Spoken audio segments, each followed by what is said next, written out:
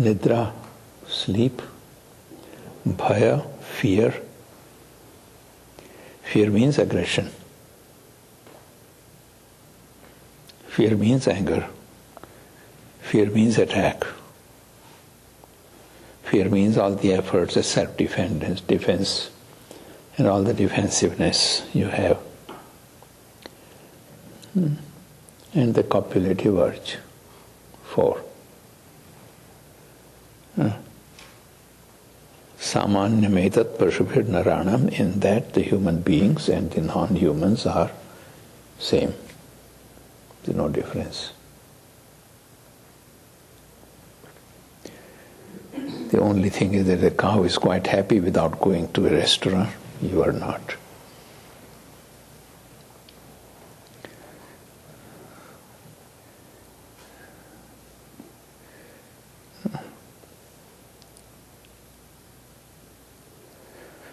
Samanyam hitat pashubhir naranam, these are 4 fountains, 4 urges which are held in common by the human and non-human animals.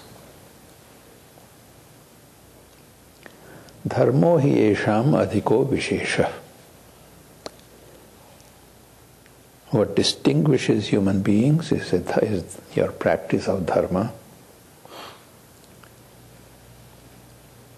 your practice of life of wisdom.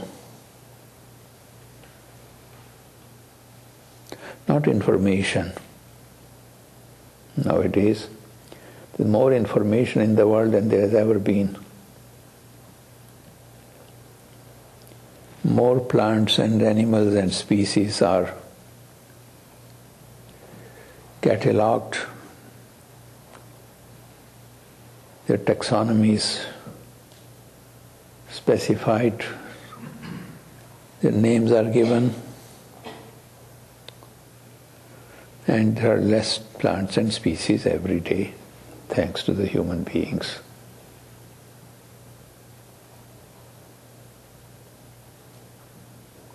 We have more catalogues of them.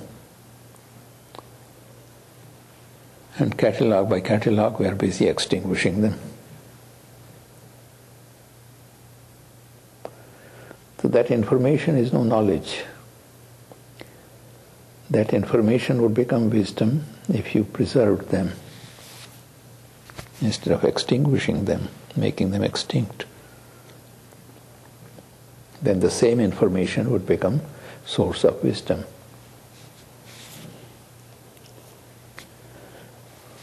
So the action through wisdom is dharma, D-H-A-R-M-A. Dharmo hi esham adhiko vishesha. Only your dharma is that which distinguishes you from the subhuman animals. Without that, there is no distinction on these 4 grounds. So long as these 4 that we have named remain your primary pursuits, which is the fact today, that long, there is no distinction between me and you and the subhuman animals. We are the same. We are the naked ape.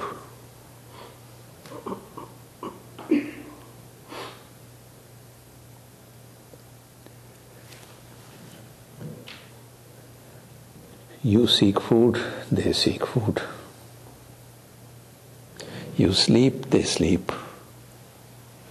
You have all kinds of fears of attack,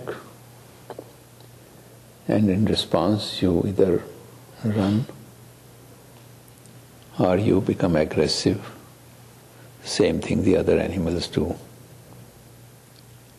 You reproduce other human beings, they reproduce other cows or lions or tigers when you let them. No difference.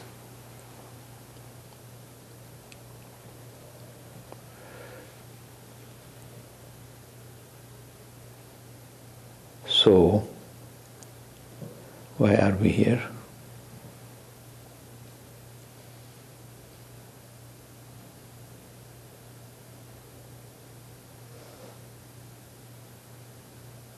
to seek the next elevation.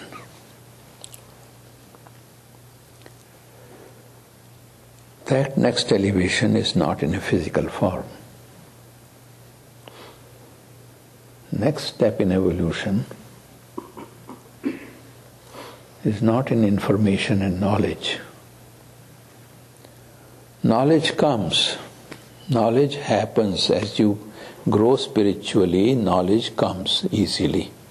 This is one byproduct of spiritual progress, that knowledge comes easily. When Prince Siddhartha, who was to become Buddha later, at the age of 5 or whatever age, his father, the king, invited a teacher to teach him to write script. So the first day the teacher comes and sits down, and the little child pays the usual respects. And the teacher says, "I will now teach you script." And the child rattles off a list of 64 scripts and says, "Which one of these scripts and the calligraphic methods are you going to teach me?" And the teacher says, "Huh? What?" He's rattling out the list of scripts whose names I don't know, and the methods of calligraphy I do not understand. I have nothing to teach this child.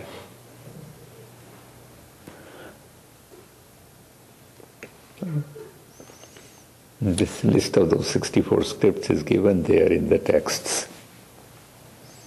They're talking of 6th century BC. It can be 36 centuries from now if you are to be a Buddha. With information, wisdom does not come necessarily naturally. But with wisdom, knowledge, the informational knowledge comes easily by itself. Please remember that. Because your mind, why is it that you have problems learning? Because your mind is not independent. Because your mind is confined. Because your mind does not know to open itself. You have not learned the art of opening the mind, that's why you have difficulty learning.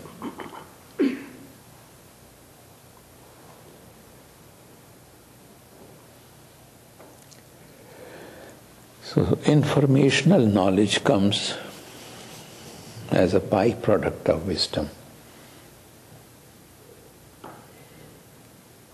But wisdom is not a byproduct of informational knowledge. That you have to seek.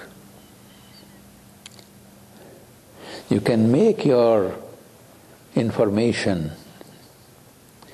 an instrument for gaining wisdom if you choose to do so. It can be one of the means to gain wisdom. Wisdom is that which guides your life. And how do we know when we are acting wisely?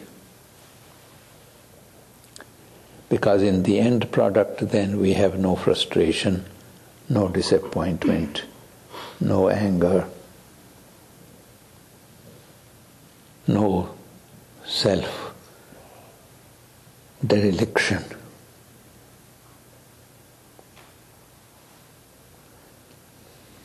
That's the difference between Plato and Aristotle, or Socrates and Aristotle. Socrates is wise, Aristotle is well informed.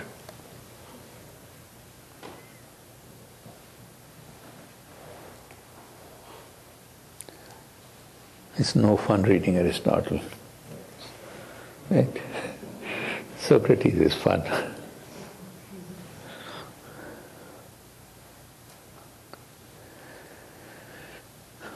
Or the ancient rishis, the sages, the masters. they pack in a sutra.